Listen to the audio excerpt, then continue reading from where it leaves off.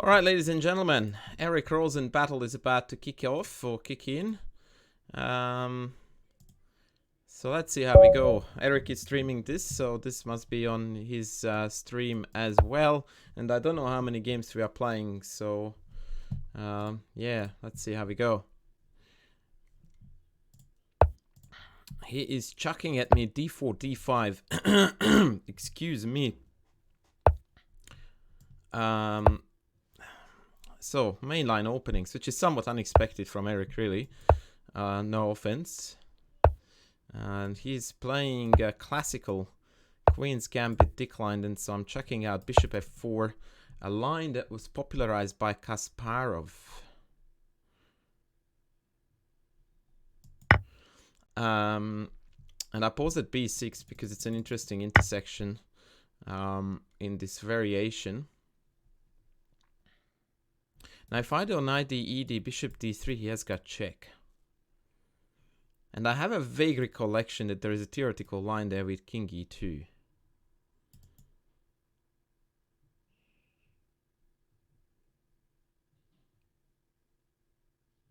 Yeah, something like that. I don't know, man.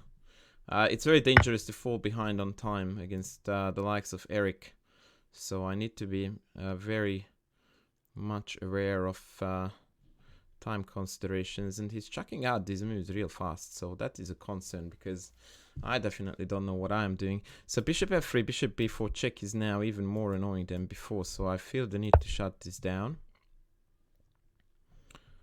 I'm expecting bishop, one of these. Actually, bishop b7 for sure. And then we'll take it from there. Am I recording? It would be kind of lame if I didn't. Yes, oh, and we need to... Yeah, that makes it look a little bit better. c5, now I was intending to take that.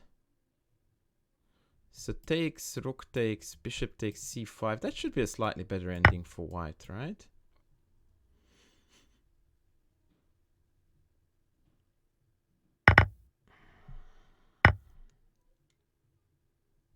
So if b4, bishop e7, bishop d6, bishop takes, rook takes, bishop b7, and then bishop somewhere. Bishop b5 would be ideal to prevent development. a6, bishop back, b5. Interesting. I don't know if I want to do this or hold it back.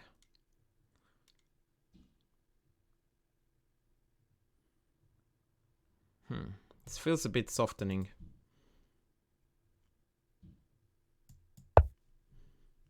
At the same time, I don't want to give him carefree development. The other thing is after bishop b7, I might go b5, and then this knight can't really come out.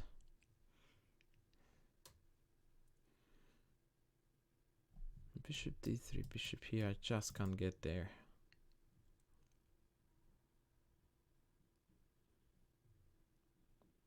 So bishop e2, bishop b7. Oh, I can't do that because it hangs. Okay, let's go in.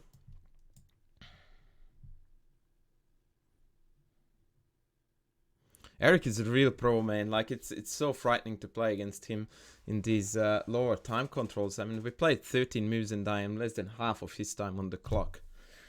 That's dangerous territory, and I think that my position is better, at least somewhat. But that's not really a big factor here. What's a big factor here is time. He may have knight c6. Now bishop b5 actually was winning there for me. So I wanted to do this to be a pest.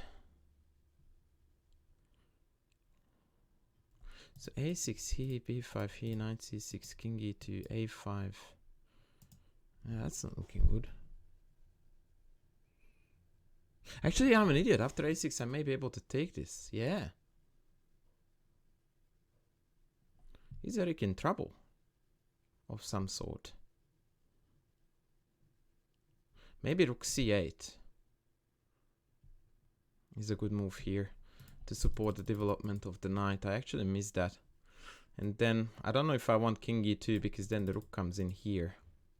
So maybe castles. And then after knight c6, I may have rook in. Yeah, the more I look at it, the more I like it, this position for white, actually.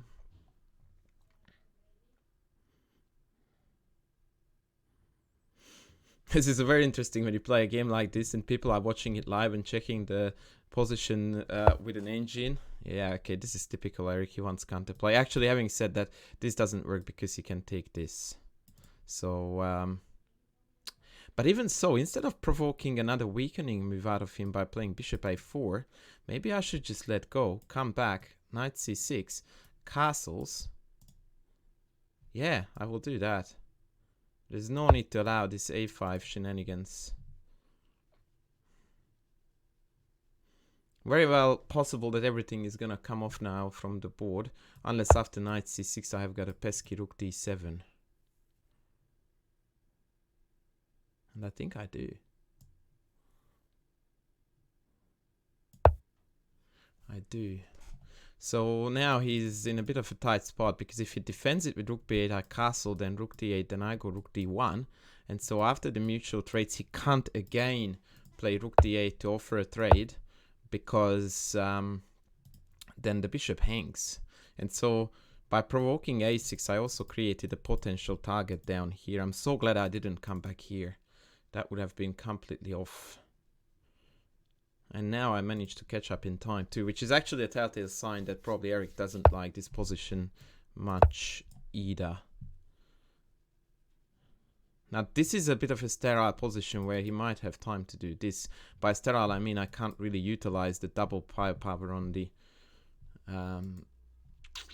D file. I think that was a bad move. Unless I'm missing something. Yeah, you should have done that without taking, I reckon.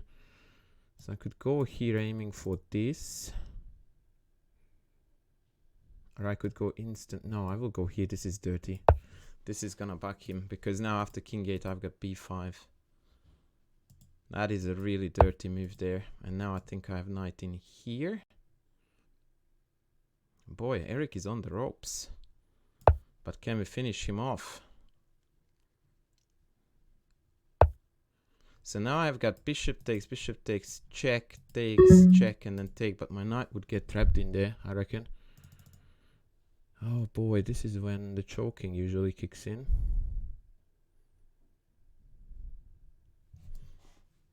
I don't know what to do. This may have been inaccurate. Okay, let's drop back here. Now I missed rook c8. Yeah, the nerves kicked in here big time. Now I have got this, which is great news. The knight has been... Oh no, I missed rook... Oh, bugger. Okay. Okay, this is GG now. Oh boy, that was terrible.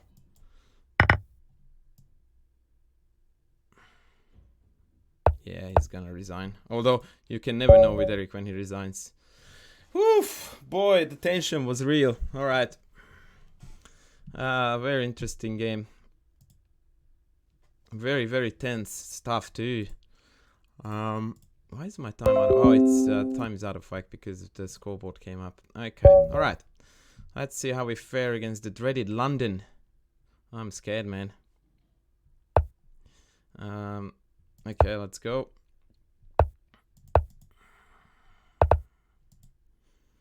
He's bringing out the big guns, boys. He's bringing out the big guns. I wish I knew how to play this. Oh, it takes. Never seen that one. I mean, I'm playing here against one of the greatest gods of the London system, for the record. So, it's very possible that I'm going to get my backside handed to me in a very ugly fashion. Because I just have no clue what we are doing here. 94 looks legit. Then again, it's the London, so I probably should be able to get away with a lot of things without knowing what I'm doing. Does something like he g5 work? I mean, that's just complete bananas, right?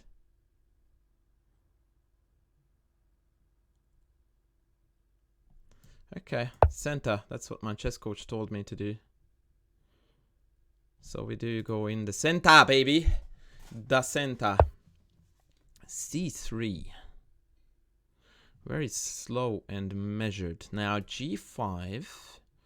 Bishop g3, h5 looks very sexy.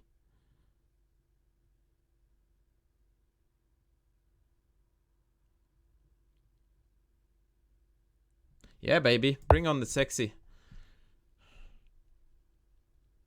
Maybe after h5 he has queen a4. I missed that, but we'll go anyway. Queen a4 so that after here, f6, the bishop can go back to d4. Well, at least he set the fire on board, or rather the board on fire. If you manage to set the fire on board, that's next level chess skills, by the way. I need a drink.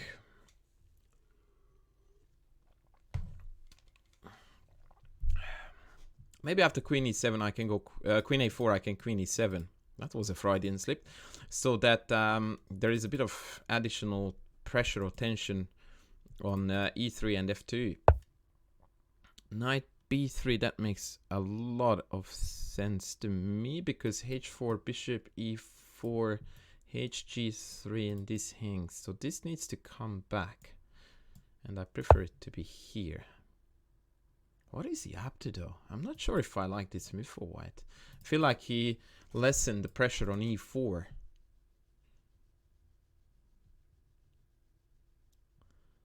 I feel like he lessened the pressure on e4.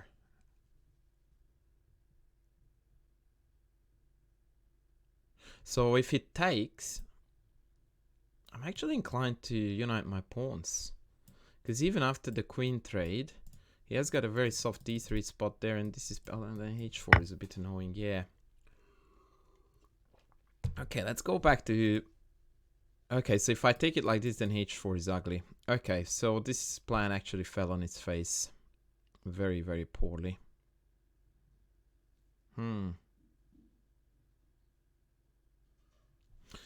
Okay, I really don't like what I've done to myself.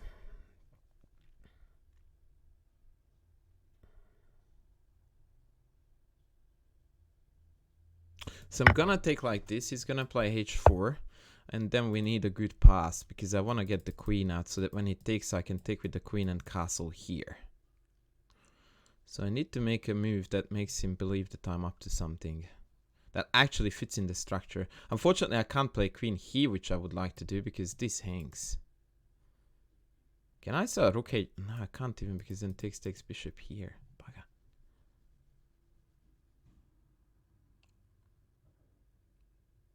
And if I play a pass, which I hate to even say, then he just has queen d2, right?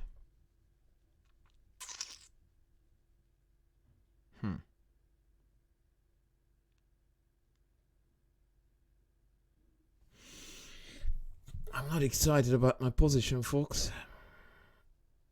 I don't know what to do, but I need to make a move. Please take me. No, he's too good for a player for that. Now I can move my queen, though. And I can castle, right? So let's go here. And now if he lets me, I will take and castle. Or even, no, actually I will just castle. But we're definitely on the back foot here.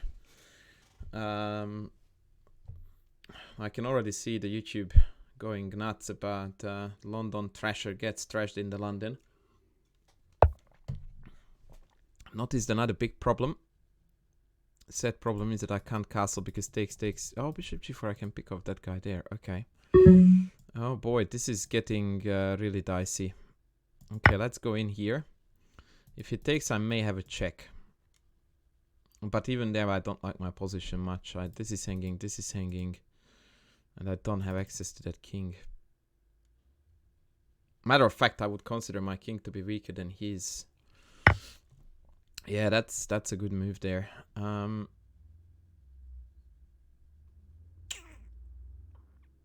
don't know, man.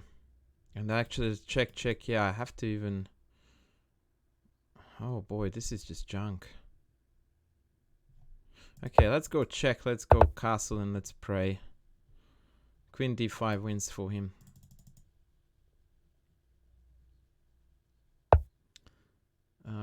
Okay. I don't think that was a good idea, because now I have a check potential there. Yeah, why didn't he just take me here with the tempo on the bishop and the pawn on g5? Weird. Okay, he's playing moves I don't expect, which is not necessarily a bad thing. I guess he might be a little bit too tempted to flag me. Because now I can pick off that rock, and at least I am playing moves that may present themselves as semi-threats. I'm totally dead, for the record. But now, like, for example, I've got rook c4 to clog up the file.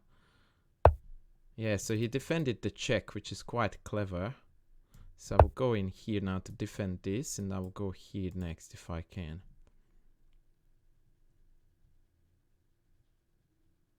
Like, the best I have now is just to be pesky as hell.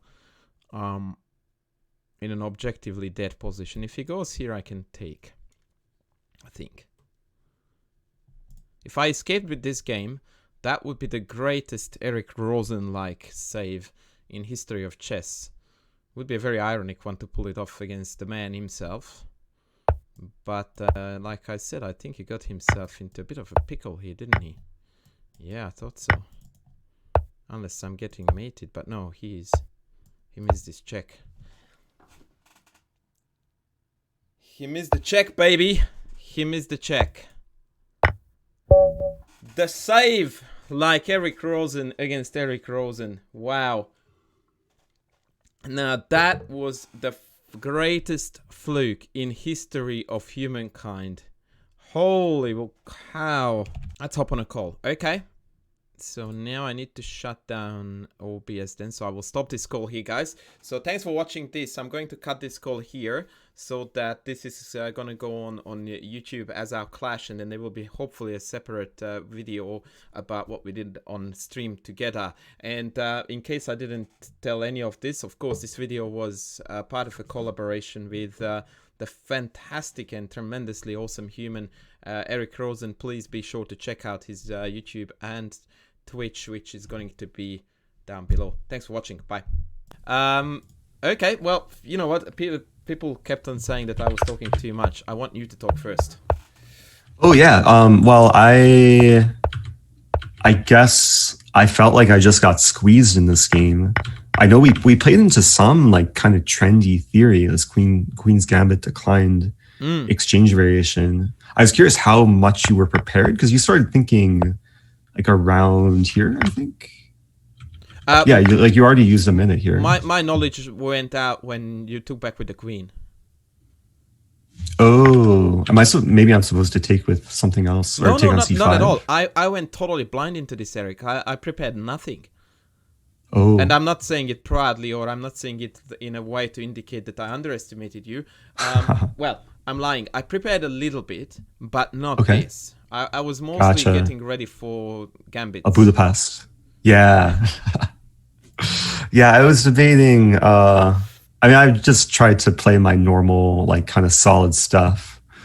But I'm curious what you had prepared. Like, I assume you were preparing Budapest Gambits. Yeah, I looked at some Gambit play, admittedly, for both sides. So yes, I polished up a little bit my Gambit knowledge, and which is also why I wanted to avoid e4, because I'm like, surely you're expecting that, and also you have got 75 million dirty Gambits up your sleeve. So I thought, I don't want to play to your hand. Some solid d4 will do. And quite honestly, the Queen's Gambit decline caught me off guard to start with. So already when I played Bishop f4, I was pondering what I should do. But because that's the one I like the most, I went with it.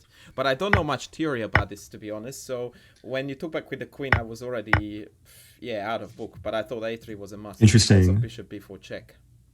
Yeah, this is one of these openings, like it's been very trendy at the top level. Yeah. Like Hikaru's been playing this a lot, Magnus, I mean, all the top players. And there's so many different branches, it's kind of overwhelming to get all the theory down straight. Yeah, I'm aware of the fact that it's very trendy up there, but I just couldn't be bothered learning and figuring out what was going on. Having said that, this sequence of moves, I felt like we were headed for an endgame where I felt very happy. So and I'm realizing taking on d1 is just not good. I thought I was remembering something that's like it's just a different variation.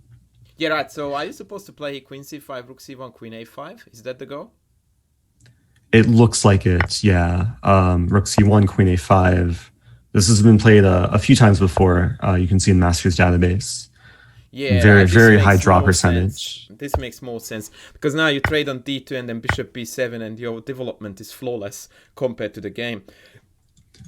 Yeah, actually, bishop f6 here first is really nice. Oh yeah, Because then your Yep. queenside pawns are a bit weird. Like you want to play b4, but then there's some bishop b2 ideas. So yeah, it's very pleasant for black already. Yeah, I almost prefer black here. What does the engine say? Do we know that? It says close to equal. Yeah, it just says 0-0. Right. Okay. So oh, do you have access to engine? Rook c2. No, I don't have access to the engine here. I'm giving you access. Oh, thank you. Yeah. Right on. Yeah, this is the same study I put all the puzzles in. So I turned off access for everyone, just so people can't get quick solutions. You legend, loving that.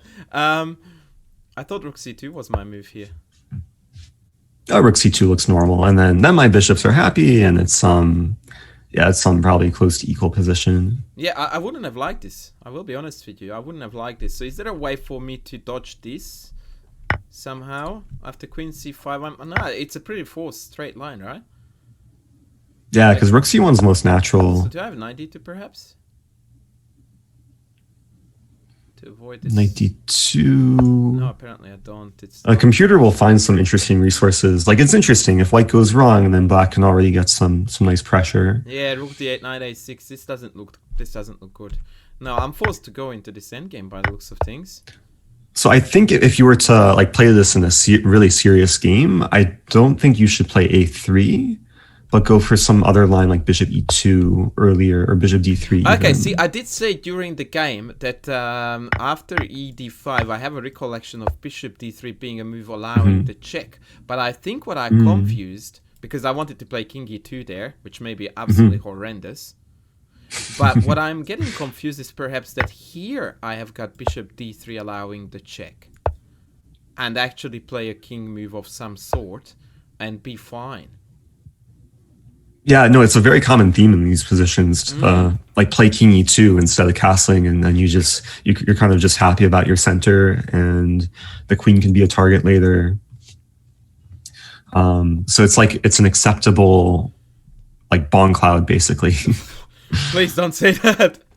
I know it makes you cringe, but I have to make some people in chat excited about this opening. Oh boy, the amount of hate I got for that video, man. That's next level. Anyway, it's a thing these days, but yeah, we can stay focused on more serious things. Actually, but whatever, such is life. Right. So yes, you are right. In hindsight, a3 was a timid, lame move. Yeah, I'm remembering, and this is really bad on my part. I had this position in a tournament game where it was some like 2-round-a-day tournament. It was like a year and a half ago. Right. And I remember like calculating this line. We agreed to like an early draw, but I should not have forgotten about this specific variation, queen takes c5, because I had this in the tournament game, but it escaped my memory. Well, anyway, yeah, I don't know how much you want to dig into this game, but I feel like you played like a really nice kind of positional bind where like you got a grip, and I couldn't escape. Yeah, I thought that you made one mistake that stood out for me that I called a mistake, but I could be wrong. Here after castles rook d8. No, go on. Rook d1. I thought here king e8, king f8 was a must instead of the trade, but see, the engine contradicts me. Okay, so I was thinking king f8, and then I saw knight e5. Yeah, and I didn't. So this is how I got lucky in this game, because I thought king f8 was only, and now you're showing me what a noob I am. Because I thought that the trade allowed me to penetrate with the rook, and then your b8 rook would be glued to the bishop forever. But I think if this is the case, then you probably are already doomed here. I thought I did have some chance of survival around here. Did you see, by the way, here this tactic, bishop takes a6? Oh, I didn't see that. I did call it in the game, does it but work in the end, my knight gets trapped with bishop b5. Yeah, no, I just realizing bishop b5. It's a cool idea. Yeah, it's just great. Backfires. I nearly went for it, and I went like, oops, let's not do this. Yeah.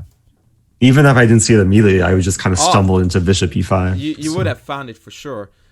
There's no doubt about that. But yeah, that was the first time, and then I think later on in the time scramble, I actually missed rook e7 on multiple occasions. Like, Well, my bishop was controlling c6. yeah, but after f3, So bishop g6 was a right here mistake. it's over, and I didn't take e7. Oh, that's true. So I just And then you realized it took. when I played Yeah. e4, like, oh no, bugger, my chance. Yeah. Yeah, it was hard to like. yeah. There's so much pressure. That's it. I called it, Eric. I said to the Uh-huh. chat, well, not to the chat, but when I was recording, that this was a terrible move because it allowed rook c8. Oh, And back rank made I was it looking for wrong. this idea too. Yeah. That's it. I did say it when I was recording the game. I was cursing like mad, but you played bishop e4 so fast. I didn't even have the time to finish the thought. This I had is a 5 seconds terrible left. move. Absolutely Yeah. terrible. Probably it gives up all the advantage after rook c8. I don't think. I mean, I would have played on because I still have a juicy c5 square for the Your horse. pawns are better, yeah, because my pawns are fixed on the wrong but color when square. I played it, man, I'm like, oh, what have I done? So we both made the same mistake this game. Your mistake was kind of less lethal for you, but we both made the mistake of moving our bishop off the important diagonal. Correct, Because it yes. was very important. Yes, what You a stay on great this analogy. diagonal, Yeah. and it was important that I stay on this diagonal. So unfortunately, you actually punished my mistake. Yeah, that was unfortunate. Mind you, it's a typical case where it's so easy to look up on the engine and it goes, oh, 0.4, that should be a draw. It's such a nasty position to defend for black. I felt so much in element and so comfortable despite of the initial time deficit because it's just easy to play. Because I'm the one putting the pressure on, you are defending. It's a very arduous task. And so it's a lot of the time, even on top level, people underestimate the importance of the psychology of the position. That here I just felt comfortable, and so it didn't bother me that I was down on time because I knew that you didn't like what was going on. I liked what was going on, and so these evaluations for humans often are meaningless when psychology kicks in. For sure. I think this is also goes to show like the value of knowing your openings thoroughly. Because really it was just like one kind of wrong move, which led to you just having this like really nagging pressure. And especially when you're black, if you're playing like a strong player, even in International Master, there's like one wrong mistake can just lead to a massive headache for much of the game. Yes, especially in this positional type of grind where you don't need to calculate too much. Good-looking moves are usually best. It's very difficult to be the defender. Definitely. Do you want to move on to the next game? Because this was... yeah. You got me absolutely slaughtered. So please tell me what happened here, Eric. No, this was my chance for revenge. I was feeling good out of the opening. Like you blitzed out the line pretty quickly.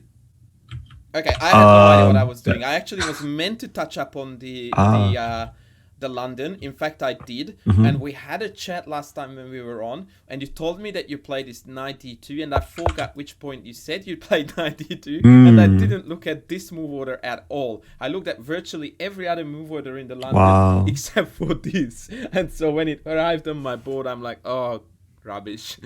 I didn't. Well, this is like the trickiest thing when it comes to London is all these different move orders. Yeah. Because every different sequence has their own tricks to them. And as black, if you're going to take your preparation seriously, you have to be prepared for all like the nuances. Because of course there's other move order like that's c3 the knight one I was d2. preparing for. This is what I expected. And bishop f5 is like the main line. Yep. But in this move order, you can't quite get like your ideal setup without allowing something from white. As we saw in the game, like there's this kind of annoying idea, which is nice. And I don't think bishop f5 is a great move because of this line. So you reckon e6 is deemed to be best here? So e6 is like the main line.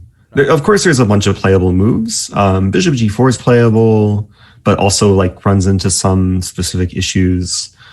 This is one of the critical lines. but you have to be very, very well prepared if you I go into wasn't going this. to enter any kind of let's take on B2 and then lose Uh, like Nakamura did against you in that very famous game. I didn't want oh to. yeah, that was slightly different, but yeah, same kind of I theme. know exactly which line that one is, but still, I didn't want to join that elite club of how to lose against Eric Rosen in 12 moves Sure. after taking on B2. As much as it's a very prestigious group there, led by Naka, I was like, yeah, nah, not today. So one of the more simple lines you can play, and I've been playing this as black recently, just taking on d4 and then playing bishop f5, and you can kind of get what you want Yeah, without worrying about pawn takes c5. yeah, fair enough. And this is kind of like a transposition of a Caro-Kann, where like the main line is c3, e6, and then just one cool thing if you want to study this and actually be excited about playing this for black. If white plays queen b3 here, you can play a gambit where you just sack your b Yeah, I pawn. thought so, bishop d6, yeah. And then there's actually some really exciting lines where you take on f4, you give up castling rights, and this position is actually really dangerous for white. And black scores really well here if you look in the master's database too. Yeah, right. Okay, I didn't know this. It looks like a really bad Caro-Kann from white's point of view here because you didn't get to put your bishop on d3. But obviously this queen b3, excuse me, is a pesky move because now b7 is tricky to defend, but apparently we don't need to. Yeah, you just have to be prepared as black. Like, of course, there's queen b3 and knight h4 ideas, but if you're thoroughly prepared, there's really no big issues. So this is one of like my pet peeve lines where if I know black plays this, I might not play the London because of it. Right, fair enough. Okay. I definitely wasn't prepared for this or to do this, so yeah, you had me out of book. I just played bishop f5.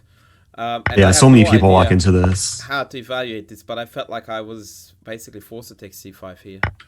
No, this is the best move, and objectively, this position is still fine for black. Yeah.